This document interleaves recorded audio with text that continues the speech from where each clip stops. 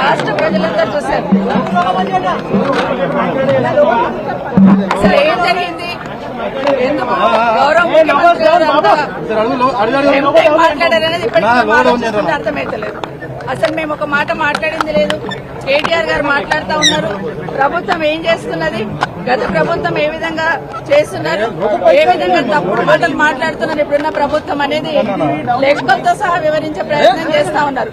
అవన్నీ కూడా వింటా ఉన్నాం. ఎందుకంటే అప్పుల పాలైపోయింది, ఎత్తి కడుతున్నాము అనేది తప్పుడు సంకేతాలతో ప్రజలందరికీ తప్పుడు మాటలు మాట్లాడుతూ తప్పుడు ఇన్ఫర్మేషన్ ఇచ్చుకుంటూ హామీలు తప్పించుకునే ప్రయత్నం చేస్తున్నారు కాంగ్రెస్ పార్టీ వాళ్ళు. అదే విషయాన్ని ఈ రోజు గౌరవ మంత్రి గారికి, గౌరవ శాసనసభ్యులు కేటీఆర్ గారు మాట్లాడే ప్రయత్నం చేస్తున్నారు. అసలు ఏంటి బడ్జెట్, ఏంటి, ఎంత ఉంది, ఎంత మిగులు బడ్జెట్ ఉంది, ఇంట్రెస్ట్ కట్టినా వెల్ఫేర్ స్కీమ్స్ ఇచ్చినా కూడా ఎంత డబ్బులు మిగులుతాయి అని చెప్పే ప్రయత్నం చేస్తా ఉన్నారు. అవన్నీ వింటున్నాం మేము కూడా చాలా శ్రద్ధగా. అసలు ఒక మాట మాట్లాడలేదు, ఒక డిస్టర్బెన్స్ చేయలేదు, అట్లీస్ట్ నేను మైక్ అడగలేదు. కానీ సమయం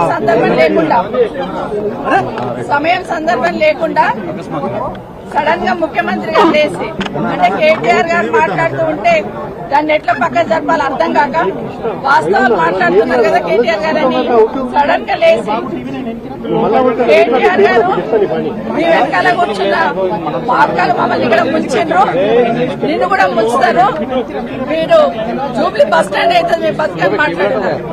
అంటే మహిళలంటే ఎంత గౌరవం అనేది ముఖ్యమంత్రి గారికి అర్థమవుతుంది.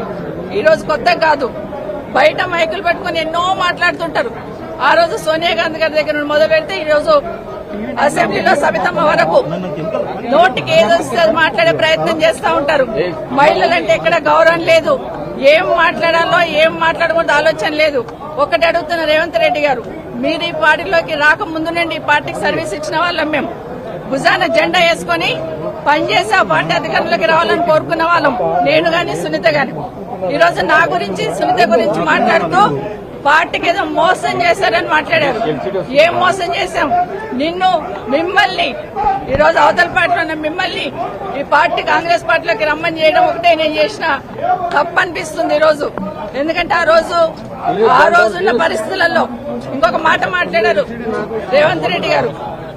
ఈరోజు మహిళల్ని అక్కలను నమ్ముకుంటే జూబ్లీ బస్ స్టాండ్ అవుతుంది అంటున్నారు. ఆడబిడ్డలు ఎట్లా ఉంటారో తెలీదా? ఆడబిడ్డలు ఎప్పుడైనా క్షేమం కోరుతారు, నష్టం కోరరు. నమ్ముకున్న వాళ్ళకి ప్రాణమన్న ఇస్తాం కానీ నమ్మిన వాళ్ళకి మోసం చేయాలని ప్రయత్నం చేయం. కానీ ఈరోజు ఏదైతే రేవంత్ రెడ్డి గారు మాట్లాడారో, ఒక సునీతమ్మకు సబితమ్మకు జరిగిన అవమానం కాదు ఇది. యావత్ తెలంగాణ మహిళల గురించి మాట్లాడిన మాటలు ఇవన్నీ. ఇప్పటికైనా ఎందుకంటే రేవంత్ రెడ్డి గారు ఒకటి గుర్తుపెట్టుకోవాలి. ఈరోజు ఆడబిడ్డలను అవమానించి, ఆడబిడ్డల వ్యక్తిత్వాన్ని అవమానించినాడు. ఒక అసెంబ్లీలో ఉన్న మమ్మల్ని మాత్రం అవమానించడం కాదు, అక్కల్ని నమ్ముకుంటే బతుకు బస్ స్టాండ్ అవుతుంది అన్నట్టు మాట్లాడినావు. ప్రతి ఇంట్లో ఆడబిడ్డలు ఉంటారు. తెలంగాణ రాష్ట్ర ఆడబిడ్డలందరూ ఈరోజు ఆలోచిస్తున్నారు ఒక ముఖ్యమంత్రి స్థాయిలో ఉండి. ఎందుకంటే ఈరోజు ఆ స్థానంలో నేను ఈరోజు వచ్చి అసెంబ్లీకి వచ్చి 24 సంవత్సరాల కింద వచ్చినప్పటి నుండి ఆ సీట్ ఏదైతే ఉందో ఆ సీట్ మీద చంద్రబాబు నాయుడు గారిని చూశాను, రాజశేఖర రెడ్డి గారిని చూశాను, రోషయ్య గారిని చూశాను, కేసీఆర్ గారిని చూశాను, కిరణ్ కుమార్ రెడ్డి గారిని చూశాను. ఈరోజు మిమ్మల్ని చూస్తున్నాను. ఈరోజు మీరు ఆ సీటుని అగౌరవపరిచారు. మహిళల్ని కామెంట్ చేసి నిండు సభలో ఆ సీటుకున్న గౌరవాన్ని తగ్గించారు. నిజంగా మీ గౌరవం ఉండాలంటే మీరు బేషరతుగా క్షమాపణ చెప్పండి.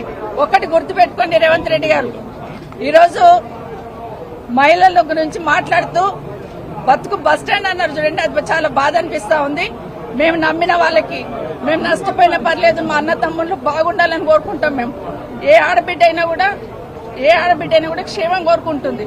కానీ ఈ రోజు కేటీఆర్ గారిని మేము ముందు పెట్టుకుని ఆయన బతికేదో బస్ స్టాండ్ చేసుకునే లెవెల్లో మాట్లాడారు కదా, ఇది బేషరతుగా క్షమాపణ చెప్పమని కోరుతున్నా. కానీ రేవంత్ రెడ్డి గారు ఇంకోటి గుర్తుపెట్టుకోవాలి. ఈ రోజు రేవంత్ రెడ్డి ఆ సీట్లో కూర్చున్నారంటే పొద్దున్న లేస్తే ఇందిరమ్మ పేరు చెప్తారు, సోనియా గాంధీ పేరు చెప్తారు. కానీ అదే సోనియా గాంధీ బలిదేవత అని మాట్లాడింది ఎవరనేది దేశ ప్రజలందరికీ తెలుసు.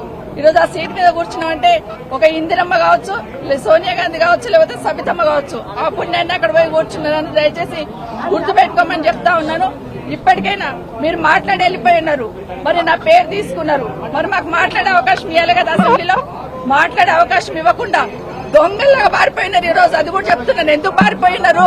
మా సమాధానం మీద ధైర్యం కూడా మీకు లేదా?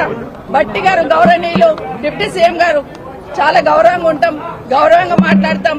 వచ్చి మాట్లాడుతూ ఉంటే మాకు ఉపశమనంగా ఏదన్నా సంధాయిస్తారేమో అనుకున్నాం. కానీ వారు మాట్లాడుతూ కూడా మాట్లాడిన మాటలు నిజంగా బాధాకరం అనిపిస్తున్నాయి. ఆ రోజు ఏదో అపోజిషన్ లీడర్ గా నా పదవి పోయిందని మాట్లాడున్నారు. మరి మీ పక్క సీట్ ఈ రోజు మీకు వచ్చే అవకాశం ఉండే కదా, ఎందుకు ప్రయత్నం చేసుకోలేరని బట్టి గారిని కోరుతా ఉన్నాను. ఈ రోజు మీ పార్టీ అధికారంలో ఉంది కదా. అన్నిటికన్నా ముఖ్యంగా ఒక మాట అన్నారండి గౌరవనీయులు డిప్యూటీ సీఎం గారు, ఏ ముఖం పెట్టుకొని ఈ అసెంబ్లీలోకి వచ్చారన్నారు. మా కర్మగాలే వచ్చాం. ఏం కాదు, వాళ్ళు బస్ స్టాండ్ ఫాలో అవుతారు కానీ ఇది బస్ స్టాండ్ ఫాలో అయితే తెలంగాణ మహిళలు అందరూ శాపం తగ్గుతున్నారు. ఎందుకంటే మేమేం తప్పు చేయలేదు. దేశంలో చాలా మంది పార్టీలు మారుతూ ఉంటారు. ఈ రోజు మీ పక్కన కూర్చోబెట్టుకున్నారు. ఎన్నికలు అయిన తర్వాత మీ ప్రభుత్వం అధికారంలోకి వచ్చిన తర్వాత కేసీఆర్ గారి ఇంటి మీద ఉన్న వాళ్ళని కాకి నా ఇంటి మీద వాళ్ళతో కాల్ చేస్తామని మాట్లాడింది ఇదే గౌరవ ముఖ్యమంత్రి గారు. కానీ అదే కేసీఆర్ గారు గెలిపించిన ఎమ్మెల్యేలంతా తీసుకుపోయి మీ పక్కన కూర్చోబెట్టుకున్నప్పుడు నన్ను పార్టీ మారినవని అధికారం మీకు ఎక్కడిదేని అడుగుతున్నాను.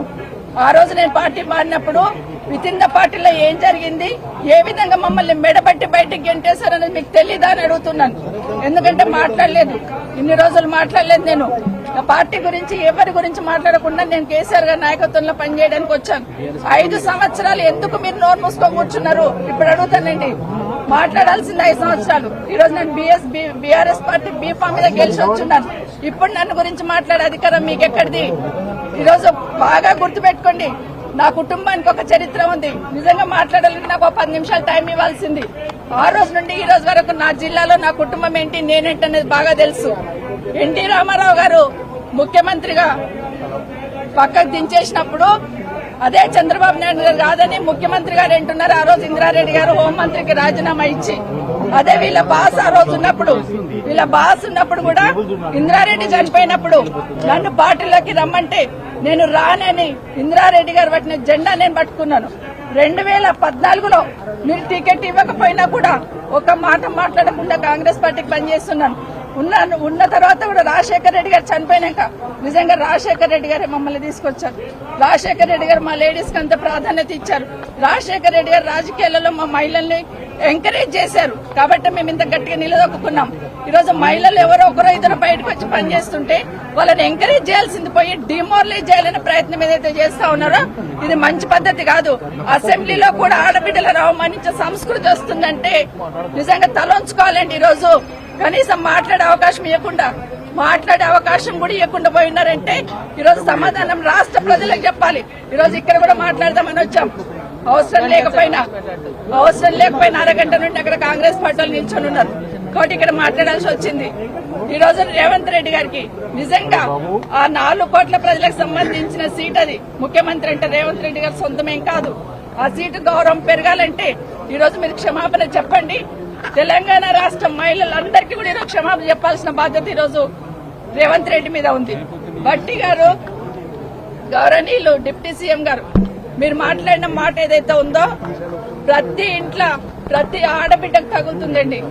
ఎందుకంటే మొహం పెట్టుకొని వచ్చిందనే మాట చాలా బాధ అనిపిస్తుంది.